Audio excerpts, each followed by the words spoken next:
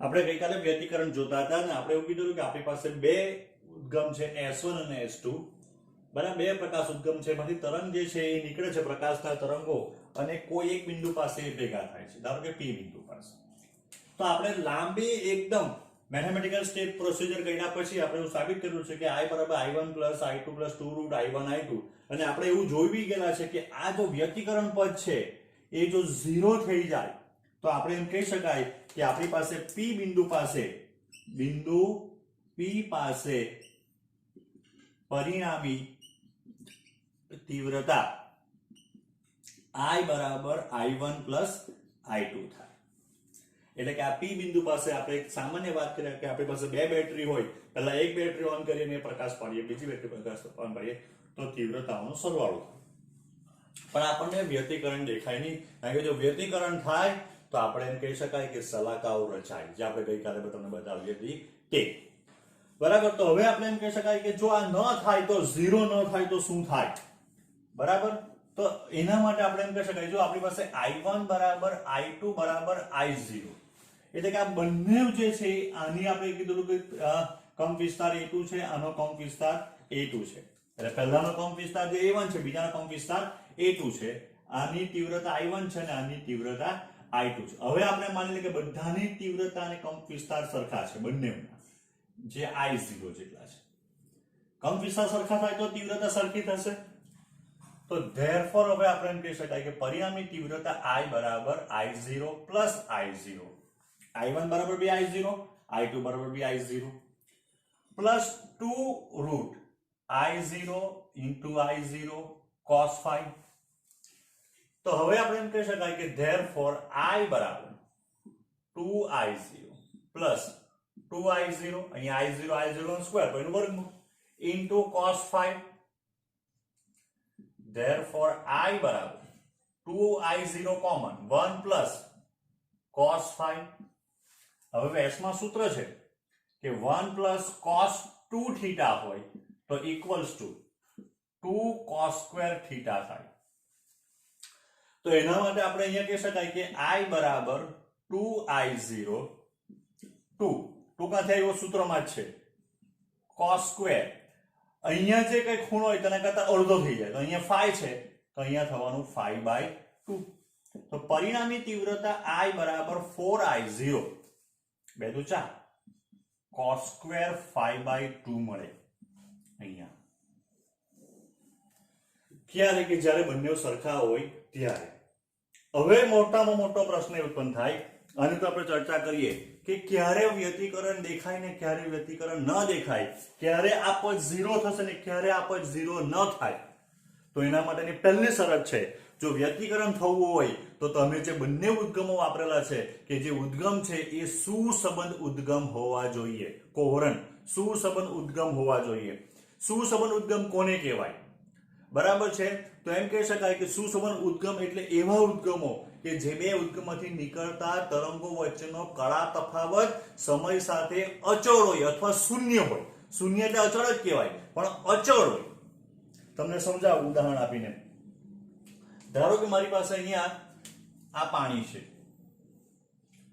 બરાબર હું પાણીની અંદર આ રીતના મારી પાસે બે સળી આ એમ કહેવાય કે લાકડી જેવી છે હું જેવો પાણીમાં એની અંદર મોકલીશ એટલે શું થશે તો વમળો ઉત્પન્ન થાય અહીંયા આનું તમને એક એનિમેશન વિડીયો બી પછી સાથે મોકલું છું બરાબર છે તો આ મારા બંને ઉદ્ગમ છે S1 S2 બરાબર છે બંને સાથે પાણીમાં જાય સાથે બહાર આવે સાથે પાણીમાં જાય સાથે બહાર આવે તો બંનેની કળા કેવી થશે હંમેશા એક સરખી થશે અથવા એક નીચે જાય એક ઉપર આવે એક નીચે જાય એક ઉપર આવે તો બંને સુસંબંધ ઉદ્ગમ છે કારણ કે બંને વચ્ચેનો કળા તફાવત અચળ રહેવાનો આપણે કળા તફાવત કે કળા માટે હંમેશા આપણે આવા સંદર્ભ વર્તુળનો ઉપયોગ કરીએ છીએ એક ઉપર એટલે અહીંયા એક નીચે એટલે અહીંયા તો બે વચ્ચે કળા તફાવત પાઈ થવાનો આ એક પાઈ બાય 2 આ બીજો પાઈ બાય 2 એટલે હંમેશા કળા તફાવત પાઈ રહે એક નીચે બીજો ઉપર એક નીચે બીજો ઉપર એક નીચે બીજો ઉપર બરાબર પણ આમાં થાય આવું કોઈ વખત બંને સાથે જાય કોઈ વખત ઉપર જાય કોઈ વખત નીચે જાય તો એ અસુસંબંધ ઉદ્ગમ કહેવાય કે જે બે ઉદ્ગમમાંથી નીકળતા તરંગો વચ્ચેનો કળા તફાવત સમય સાથે બદલાયા કરતો હોય તો એવા તરંગો જે છે એવા તરંગોને કે એવા ઉદ્ગમોને અસુસંબંધ ઉદ્ગમ કહેવાય ને જો અસુસંબંધ ઉદ્ગમ જ્યારે હશે ત્યારે આપણે એમ કહી શકાય કે ત્યારે વ્યતિકરણ થાય નહીં. જ્યારે સુસંબંધ ઉદ્ગમ હોય ત્યારે જ આપણે એમ કહી શકાય કે આ તમારું વ્યતિકરણ પદ 0 નહીં થાય, કારણ કે કળા તફાવત તમારો ફાઈ જે છે તે અચળ થઈ જાય. જો ફાઈ બરાબર 0 બી હોય તો cos 0 બરાબર 1 થવાનું છે. બરાબર સમજજો. બરાબર. અથવા અચળ હોય તો એ અચળ કિંમત અલગ અલગ હોઈ શકે. એ કોઈ વખત 0 બી થઈ શકે ને કોઈ વખત 0 ન પણ થાય. બરાબર. એટલે જો સુસંબંધ ઉદ્ગમ હોય તો સુસંબંધ ઉદ્ગમ એટલે એવા ઉદ્ગમો જે ઉદ્ગમ વચ્ચેનો કળા તફાવત હંમેશા અચળ રહે. હવે આ બંનેને જે છે તો હું એવી રીતે બનાવું કે મારી પાસે ધારો કે આ બે લાકડી જેવી છે, હું એને બદલા ઉપરથી જોઈન્ટ કરી દેમ ને એની સાથે બાંધી દેમ બીજો એક સળિયો. તો આ S1 ઉદ્ગમ થઈ ગયો, આ S2. હવે અહીંથી પકડીને ઉપર નીચે કરું તો હંમેશા બંને સાથે જ ઉપર નીચે થવાના. બંને હંમેશા સાથે જ શું થવાના? ઉપર નીચે. એટલે હંમેશા કળા તફાવત કેવો રહેવાનો? બંનેનો સરખો રહેવાનો. જો કળા તફાવત સરખો એટલે કે અચળ રહેતો હોય હંમેશા સમય સાથે, તો તેવા ઉદ્ગમોને સુસંબંધ ઉદ્ગમ કહેવાય. અને સુસંબંધ ઉદ્ગમ એ આપણે એમ કહી શકાય કે સુસંબંધ ઉદ્ગમ એ વ્યતિકરણ કે સ્થિર વ્યતિકરણ કરવા માટેની પહેલી શરત છે. બીજું સમજાવું. આપણે કરીએ ટ્યુબલાઇટ નો વિચાર કરીએ આપણે, તો ટ્યુબલાઇટ ની અંદર કેમ આપણને વ્યતિકરણ દેખાતી નથી? અથવા કોઈને વિચાર આવે કે સર પાણીમાં તરંગ રચાય ને એને પ્રકાશના તરંગને શું લાગે વળગે? પ્રકાશમાં ક્યાં આવૃત્તિ આવે? તો સમજાવો. પ્રકાશ કેવી રીતના આપણને મળે બહાર? તો તમે આપણે જોયું હમણાં તો બધા LED લાઇટ આવી ગઈ. પહેલા રસ્તા ઉપર યલો કલરના બલ્બ સળગાવતા હતા. સ્ટ્રીટ લાઇટમાં જ્યાં 4 રસ્તા ને એવું ત્યાં યલો કલરની લાઇટ સળગાવતા. એને સોડિયમ લેમ્પ હતા. એટલે કે એની અંદર એક ફિલામેન્ટ હોય આ રીતના ને સોડિયમ વાયુ ભરેલું. જ્યારે આપણે ફિલામેન્ટને બહારથી સપ્લાય આપીએ એટલે ફિલામેન્ટ ગરમ થાય. એ ગરમ થયેલી ઉર્જા કોને મળે? તો વાયુમાં રહેલા પરમાણુમાં રહેલા ઇલેક્ટ્રોનને મળે, જે કયો છે? સોડિયમ છે. તો સોડિયમ એટલે આપણે એમ કહી શકાય 1s2 2s2 2p6 3s1. તો 3s1 માં ઇલેક્ટ્રોન જે હતો એ શું થાય? એમ કે આ જે ઉર્જા ફિલામેન્ટ આપે એ સ્વીકારે અને ઉપર જાય ઉત્તેજિત અવસ્થામાં. જ્યારે લાંબા સમય સુધી રહી નહીં શકે તો ત્યારે આપણે એમ કહી શકાય કે અહીંયા નીચે આવે. નીચે આવે તો ફરી પાછું એને શું કરવું પડે? શોષેલી ઉર્જા ગુમાવવી પડે, જે તમે કેમિસ્ટ્રીમાં બી ભણી ચૂક્યા છે, h nu. આ nu જે છે એ આવૃત્તિ છે. એ nu શું છે? આવૃત્તિ છે. બરાબર. આપણે પેલું તમને ઉદાહરણ આપેલું, તમે ઉપર નીચે થઈ તે આવૃત્તિ હતી. અહીંયા પ્રકાશની આવૃત્તિ. જો આવૃત્તિ અચળ રહેતી હોય તો તરંગ કળા તફાવત હંમેશા ઓટોમેટિક અચળ રહી જાય. જ્યારે સામાન્ય ટ્યુબલાઇટનો વિચાર કરીએ તો સામાન્ય ટ્યુબલાઇટમાંથી ઘણી બધી આવૃત્તિ, જુદી જુદી આવૃત્તિ ધરાવતા તરંગો નીકળતા હશે. ને જો જુદી જુદી આવૃત્તિ ધરાવતા તરંગો જો સંપાત થાય તો લોકો સુસંબંધ ઉદ્ગમ કરી શકે નહીં. હા, પોસિબલ છે એવું કે એ ટ્યુબલાઇટમાંથી બે તરંગો એવા બી નીકળે કે જેની આવૃત્તિ સમાન હોય અને બે તરંગો અથવા બે એ ઉદ્ગમમાંથી નીકળેલા એટલે કે બે તરંગો સુસંબંધ હોઈ પણ શકે. પણ એ વ્યતિકરણ કરે ને આપણે જોઈએ એ પેલા તો વ્યતિકરણ જતું રહે. સ્થિર વ્યતિકરણ દેખાવું જોઈએ. આપણે ગમે ત્યારે જોઈએ તો એ ક્યારે પોસિબલ છે? આ સોડિયમ લેમ્પ જે છે એ સોડિયમ લેમ્પમાંથી હંમેશા આ એક જ આવૃત્તિ, કારણ કે ઉત્તેજિત અવસ્થામાં જે ઇલેક્ટ્રોન છે એ ઇલેક્ટ્રોન જ નીચે આવશે 3s વાળો. એટલે હંમેશા અચળ આવૃત્તિ વાળા જ તરંગો બહાર આવશે. એક જ આવૃત્તિ વાળા ને એક જ આવૃત્તિ વાળા તરંગો જ્યારે બહાર આવશે તે સુસંબંધ ઉદ્ગમ તરીકે જ એ વર્તે એમ કહેવાય. ને ત્યારે જ વ્યતિકરણ થાય. ત્યારે શું થાય? તો કે વ્યતિકરણ થાય. એટલે વ્યતિકરણ થવા માટેની પહેલી શરત છે કે આ બંને ઉદ્ગમો સુસંબંધ ઉદ્ગમ હોવા જોઈએ. સુસંબંધ ઉદ્ગમ એટલે કયા ઉદ્ગમ?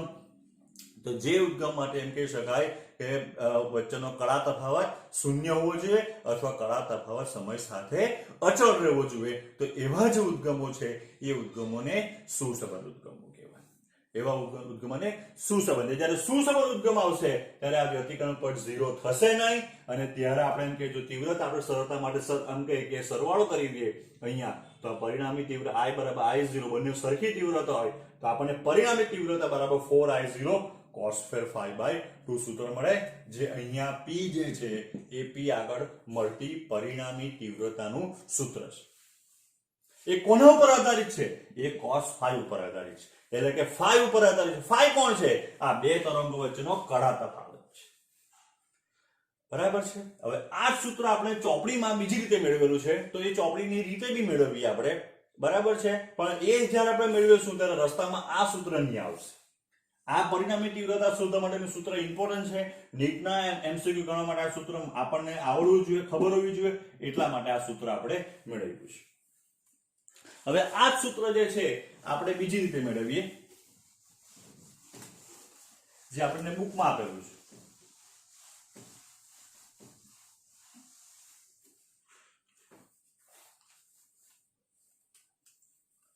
તો અહીંયા આપણે કહી શકાય કે y1 બરાબર a cos omega t, y2 બરાબર a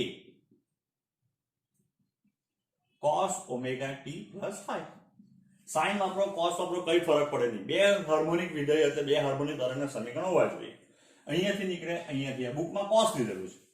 તો હવે આપણે કહી શકાય કે y બરાબર સંપાતનો સિદ્ધાંત કે y1 બરાબર y1 plus y2 is equals to a cos omega t plus a cos omega t plus 5. એટલે બે વચ્ચે પાછો કડા તફાવત આપણે કેટલો લીધેલો છે?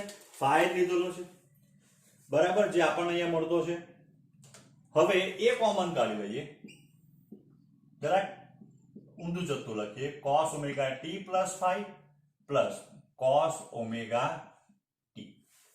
હવે cos નું સૂત્ર છે cos a વત્તા cos b હોય તો સૂત્ર આવશે 2 cos a વત્તા b by 2 into cos a minus b by 2. આ cos માટેનું સૂત્ર છે, બરાબર. આપણા માટે a કોણ છે? તો આપણા માટે a એટલે આ છે ને b એટલે ખાલી ઓમેગા t છે. તો y is equals to આપણને કેટલા મળશે?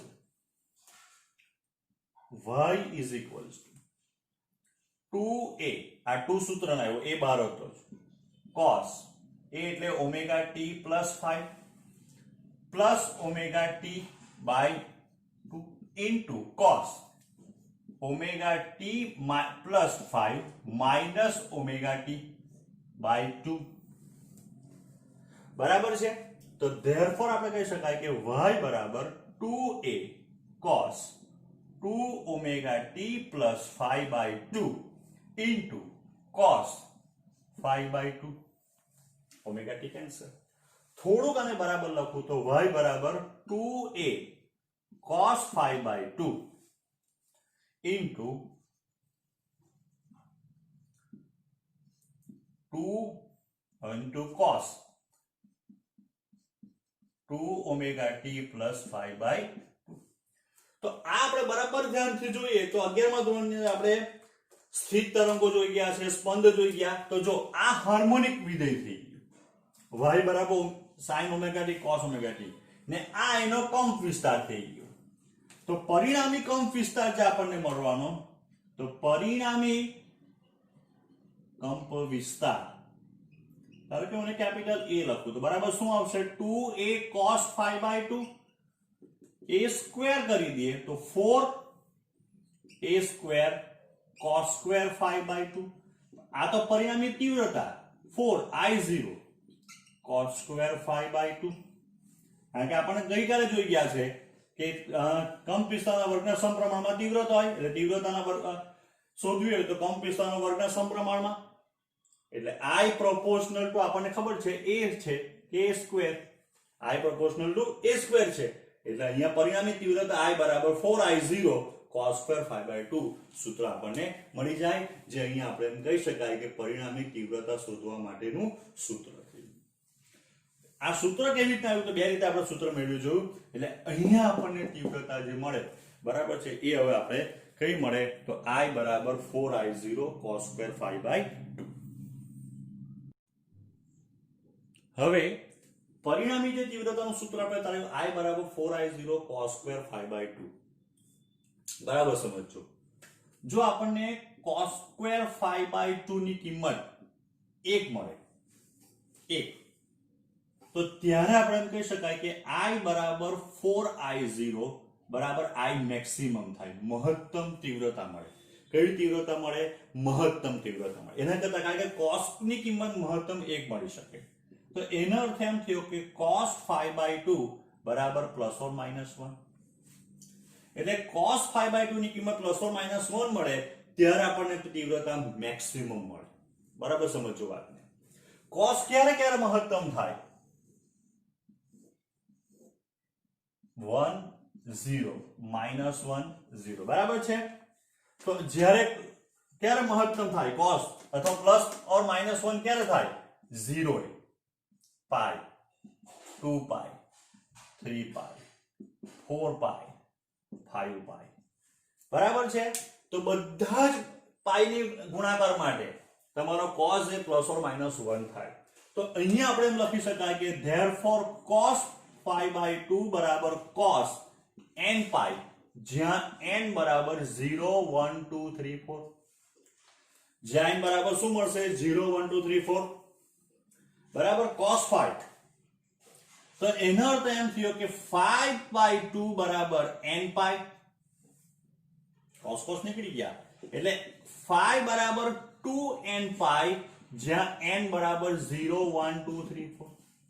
યાદ કરો, શું યાદ કરો કે જ્યારે આ phi શું છે? phi તો phi શું છે? તો phi એટલે બે તરંગો જે સંપાત થતા હતા એ બે વચ્ચેનો કળા તફાવત. જો એ બે વચ્ચેનો કળા તફાવત 2n પાઈ સ્વરૂપનો હોય જ્યાં n બરાબર 0 1 2 3 4 5 6, તો ત્યાં શું થશે? તીવ્રતા મેક્સિમમ થશે. તીવ્રતા કેવી મળશે આપણને? મેક્સિમમ મળે. એટલે phi બરાબર 2n પાઈ, n બરાબર 0, phi બરાબર 0, phi બરાબર 0 cos 0 1, n બરાબર 1, n બરાબર 1 2 પાઈ બરાબર છે. તો 2 પાઈ તો બધી જ કિંમત માટે તમને શું મળશે અહીંયા? તો બધી જ જે કિંમત આપણને મળશે એ બધી જ કિંમત માટે શું થશે? તો અહીંયા cos ના તો તમને +1 મળશે, કાં તો cos તમને જે છે તે -1 મળશે બરાબર. એટલે n બરાબર 1 મૂકી દીધું તો 2 પાઈ, 2 પાઈ અહીંયા મૂકી દીધું, 2 2 કેન્સલ એટલે પાઈ આવી ગયો, cos પાઈ એટલે -1. જેવી રીતે બધી જ કિંમતો મૂકતા જાવ તો એકે એક કિંમત માટે તમને શું મળશે? cos ની કિંમત +1 - 1 જ મળે. હવે આપણે એવું સૂત્ર ભણી ચૂક્યા છે, કળા તફાવત છેદમાં 2 પાઈ બરાબર પદ તફાવત છેદમાં લેમ્ડા. ચાલો, જેને નથી ખબર તેને યાદ કરાવી દઈએ, બધું યાદ બહુ કરાવવું પડે. આની કળા 2 પાઈ, આની કળા 0, આ બે વચ્ચેનું અંતર કેટલું થાય? લેમ્ડા. તો હવે આપણે એમ કહી શકાય કે therefore પદ તફાવતનું જે સૂત્ર મળે તો પદ તફાવત બરાબર, તો પદ તફાવત = λ/2 પાઈ ઇન્ટુ કળા તફાવત 5, જે કેટલો છે આપણી પાસે? 2n પાઈ છે. તો therefore હવે આપણે એમ કહી શકાય કે પદ તફાવત બરાબર λ/2 પાઈ ઇન્ટુ 5 બરાબર કેટલા છે? તો 5 બરાબર 2n પાઈ છે. તો પદ તફાવત થઈ ગયો n લેમ્ડા, જ્યાં n બરાબર 0 1 2 3 4 5 6 7 8 બરાબર છે.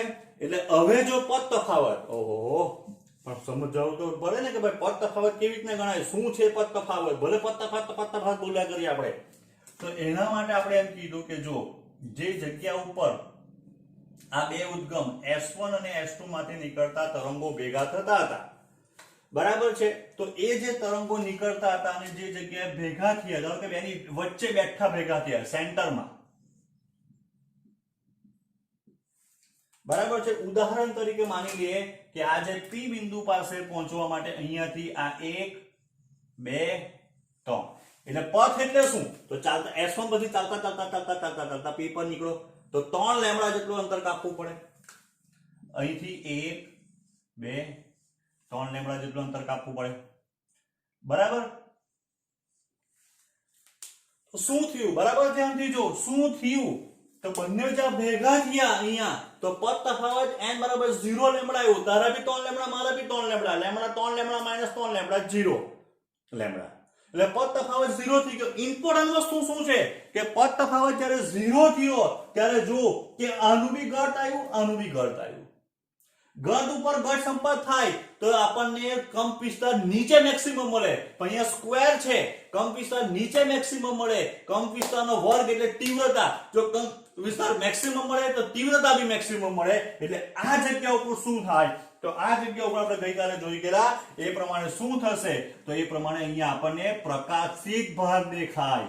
જો લાલ રંગનો પ્રકાશ યુઝ કરેલો હોય તો આપણને લાલ રંગની પ્રકાશિત શલાકા જોવા મળે, જેને મધ્યસ્થ પ્રકાશિત શલાકા કહેવાય. આ શું બધું ડિસ્કસ કર્યું આપણે, તો આને શું કહેવાય, તો આને કહેવાય, જો એક શબ્દમાં લખવું હોય તો આને કહેવાય સહાયક વ્યતિકરણ. સહાયક વ્યતિકરણ. આ બંને આપણે જોઈ ગયા. આ પદ તફાવતના સ્વરૂપમાં સહાયક વ્યતિકરણની શરત, આ કળા તફાવતના સ્વરૂપમાં શરત સહાયક વ્યતિકરણની, આ પદ તફાવતના સ્વરૂપમાં શરત. આને કહેવાય સહાયક વ્યતિકરણ. જ્યારે બે તરંગો ભેગા થાય ત્યારે બે વચ્ચેનો કળા તફાવત 2n પાઈ, જ્યાં n બરાબર 0 1 2 3 હોય, અથવા પદ તફાવત આપણે એમ કહી શકાય કે n લેમ્બડા સ્વરૂપનો હોય, જ્યાં n બરાબર 0 1 2 3 હોય, તો આપણે એમ કહી શકાય કે તે જગ્યા ઉપર હંમેશા શું થાય, તો કાં તો શૃંગ ઉપર શૃંગ આવે અથવા ગર્ત ઉપર ગર્ત આવે. કંપવિસ્તાર મેક્સિમમ થાય. કંપવિસ્તાર મેક્સિમમ થાય તો તીવ્રતા મેક્સિમમ થાય અને તે જગ્યાએ આપણને પ્રકાશિત જોવા મળે. અહીંયા પદ તફાવત 0 છે, કળા તફાવત 0 છે, એટલે આપણે એમ કહી શકાય કે 0 આ એટલે n ની પહેલી શરત પૂરી થઈ, એટલે એને મધ્યસ્થ પ્રકાશિત શલાકા કહેવાય. અને જ્યારે આવું થાય ત્યારે એને સહાયક વ્યતિકરણ થયું એમ કહેવાય. ને જ્યારે બી સહાયક વ્યતિકરણ રચાય ત્યારે એમ માનવામાં આવે કે તે જગ્યા પર પ્રકાશિત શલાકાઓ જ રચાય. આ સહાયક વ્યતિકરણની વાત છે. બરાબર છે. જોતા રહીએ આની અંદર.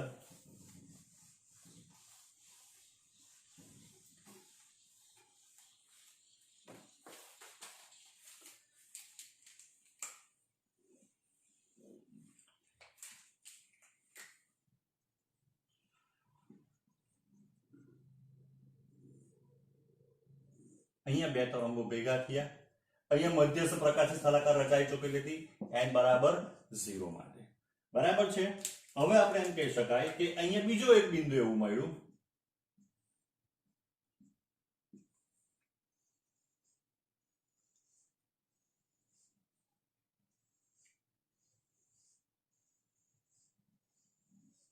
ચાલો પૂછો ભાઈ, S1 તારે P1 બિંદુ સાથે પહોંચવું હોય તો કેટલા લેમ્બડા જોઈએ તને? તો એ કે 3 લેમ્બડા જોઈએ. S2 ને પૂછ્યો ભાઈ તારાથી કેટલા લેમ્બડા? તો 4 lambda. 4 lambda minus 3 lambda 1 lambda. 1 lambda એટલે n બરાબર 1 લેમ્બડા થયું. n બરાબર 1 મૂકીએ ત્યારે તો આ બી કોની થઈ? તો ત્યારે બી તમે જો કે ગત સાથે ગત આવ્યું એટલે કંપવિસ્તાર મેક્સિમમ થવાનો, તીવ્રતા મેક્સિમમ થવાની. અહીંયા બી તમને પ્રકાશિત શલાકા જોવા મળશે. અહીંયા બી તમને કેવી જોવા મળશે? પ્રકાશિત શલાકા જોવા મળશે. બીજી વાત, જેવું ઉપર આપણને P1 બિંદુ મળ્યું, અહીંયા જેવું આપણને ઉપર P1 બિંદુ મળ્યું એવું આપણને નીચે બી P1 બિંદુ મળે કે જેના માટે S1 પરથી 4 લેમ્બડા થવાનો ને S2 પરથી 3 લેમ્બડા થાય. ઇમ્પોર્ટન્ટ વસ્તુ શું છે? પદ તફાવત તમારો n બરાબર 1 નો મળ્યો, 1 લેમ્બડા વાળો. એટલે આ જગ્યા ઉપર બી શું થાય? તો આ જગ્યાઓ બી પ્રકાશિત શલાકા જોવા મળે. બરાબર. એટલે આ જે શલાકા દેખાય એ કઈ શલાકા? તો મધ્યસ્થ પ્રકાશિત શલાકા. આ n બરાબર 1 માટેની પ્રથમ પ્રકાશિત શલાકા. આ કઈ? n બરાબર 1 માટેની પ્રથમ પ્રકાશિત શલાકા. બરાબર છે. આ n બરાબર 1 માટે, આ n બરાબર 1 માટે, આ n બરાબર 0 માટે. એટલે ત્રણ પ્રકાશિત શલાકાઓ આપણને જોવા મળે જો આવું થાય તો. કે n બરાબર 1 એટલે પ્રથમ પ્રકાશિત, એટલે n બરાબર જે મધ્યસ્થ પ્રકાશિત શલાકા હતી n બરાબર 0 ની, એની બંને બાજુ આપણને એક એક શું મળે? તો એક એક આપણને પ્રકાશિત શલાકા મળે, જેને પ્રથમ ક્રમની અથવા પ્રથમ પ્રકાશિત શલાકા કહેવાય. ત્યાં પણ શું થાય? તો ત્યાં પણ સહાયક વ્યતિકરણ રચાય. તો આ સહાયક વ્યતિકરણની શરત થઈ, એની સમજૂતી થઈ. હવે અંધકાર અપ્રકાશિત શલાકા કેવી રીતના રચાય તે જોઈએ.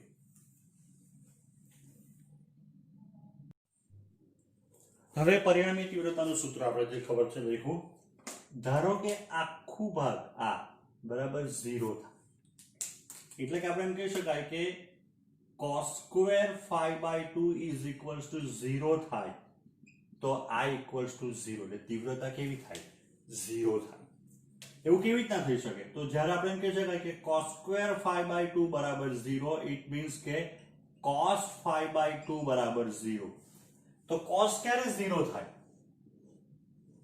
તો cos જે છે આપણને ખબર છે આ બે જગ્યા ઉપર 0 થાય. અહીંયા આપણને ખબર 0 1 આવે, અહીંયા 0 માઈનસ.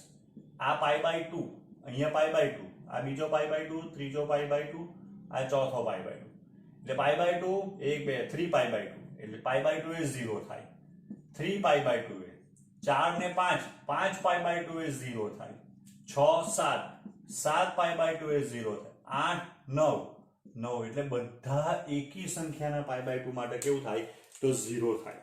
તો એના માટે આપણે શું લખી શકીએ હવે? તો એના માટે આપણે એવું લખી શકાય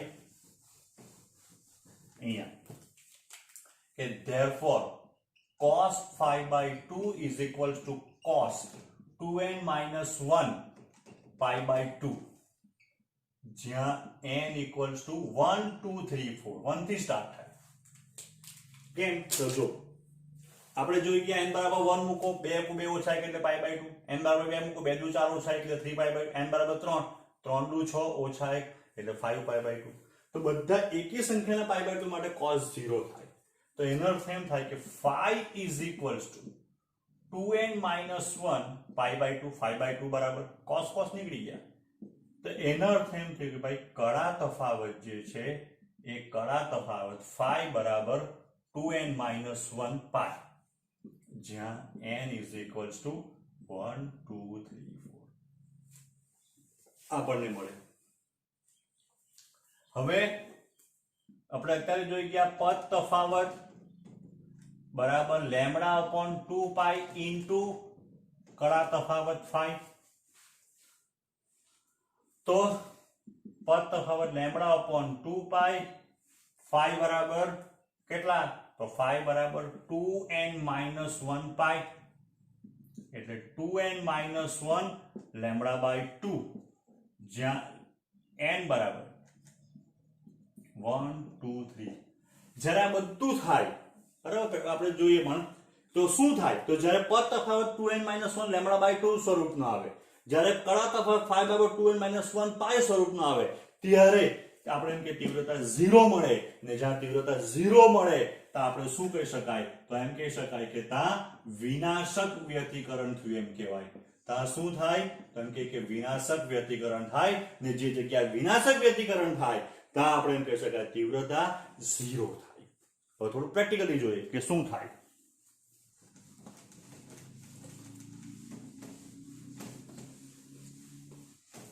તો જો કળા તફાવત phi બરાબર 2n minus 1 pi, જ્યાં n equals to 1 2 3. પદ તફાવત phi બરાબર 2n minus 1 લેમ્ડા બાય 2, જ્યાં n બરાબર 1 2 3 4. અથવા આ પદ તફાવત છે, અથવા પદ તફાવત બરાબર n plus 1/2 લેમ્ડા, જ્યાં n સ્ટાર્ટ થાય 0 થી. n બરાબર 0 બરાબર છે તો લેમ્ડા બાય 2, જે અહીંયા બી મળતું હતું. n બરાબર 1 મૂકો તો 2 2 ઓછા 1 લેમ્ડા બાય 2. આ બંને એક જ શરત છે, પણ આમાં n બરાબર 0 થી સ્ટાર્ટ કરવું હોય તો n plus 1/2 લેમ્ડા મૂકવું પડે. તો હવે આપણે જોઈએ કે જ્યારે બે તરંગો ભેગા થાય, જે બે ઉદ્ગમ હતા આપણા સુસંબંધ ઉદ્ગમ, એ સુસંબંધ ઉદ્ગમ માટે આપણે વિચાર કરીએ. આપણા બે ઉદ્ગમ અહીંયા આપણે મધ્યસ્થ પ્રકાશિત તો મળી ચૂકેલી હતી n બરાબર 0 માટે. એ સહાયક વ્યતિકરણ, આમાં n બરાબર 0 મૂકવા નહીં જવાનું પાછું. બરાબર. હવે બે તરંગો જે અહીંયા ભેગા થવાના,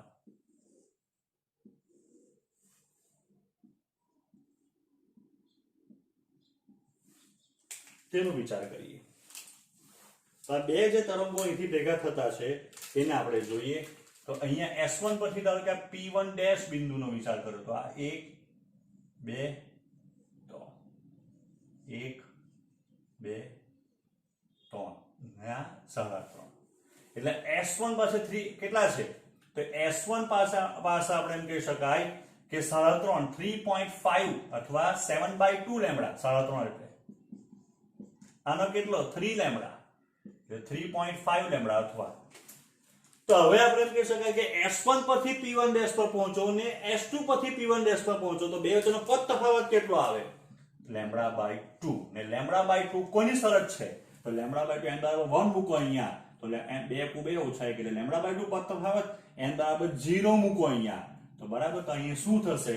અહીંયા તમને અપ્રકાશિત ભાગ દેખાય. કેમ અપ્રકાશિત ભાગ દેખાય? તો કારણ કે તમે બરાબર ધ્યાનથી જોયું હશે અહીંયા શું છે, તો અહીંયા આપણે એમ કહી શકાય કે અહીંયા જે તરંગો ભેગા થયા તો અહીંયા છેલ્લે આનું શૃંગ આવતું હતું ને આનું ગર્ત ભેગું થાય. એટલે જો શૃંગ પર ગર્ત ભેગું થાય, બંનેનો કંપ વિસ્તાર સમાન છે, તો અહીંયા તીવ્રતા કેવી થાય? 0, કારણ કે કંપ વિસ્તાર 0 થવાનો. આપણે એવું જોઈ ગયા છે, તમને પહેલા જ મેં એવું કીધેલું કે જ્યારે બી તીવ્રતા 0 થાય અથવા કંપ વિસ્તાર 0 ક્યારે થાય? જ્યારે સમાન મૂલ્યનો શૃંગ અને સમાન મૂલ્યનું ગર્ત ભેગું થાય. તો આ બંનેની તીવ્રતા અને કંપ વિસ્તાર આપણે પહેલાથી વચ્ચેની સરખા લઈ લીધેલા છે, તો અહીંયા તીવ્રતા 0 જ મળે.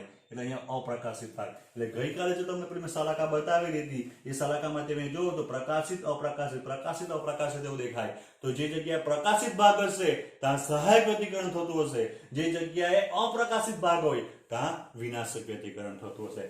સહાયક વ્યતિકરણ પાસે તીવ્રતા મેક્સિમમ થાય, વિનાશક વ્યતિકરણ તીવ્રતા 0 થાય. હવે બરાબર ધ્યાનથી તમે અહીંયા જો તો જેવું P1 બિંદુ તમને ઉપર મળ્યું P1 તો એવું P1 તમને બીજી નીચે બી મળે કે જ્યાં આનામાંથી 3.5 એટલે 3.5 લેમ્બડા થાય, નાના 3 લેમ્બડા થાય. તો જે રીતના અહીંયા તમને મળતું હતું આ એ રીતના n બરાબર 0 ની આજુબાજુ તમને પહેલા નંબરની અપ્રકાશિત સલાકા પણ મળે. આટલું બરાબર સમજી લેજો તો હજુ આગળ મજા આવશે.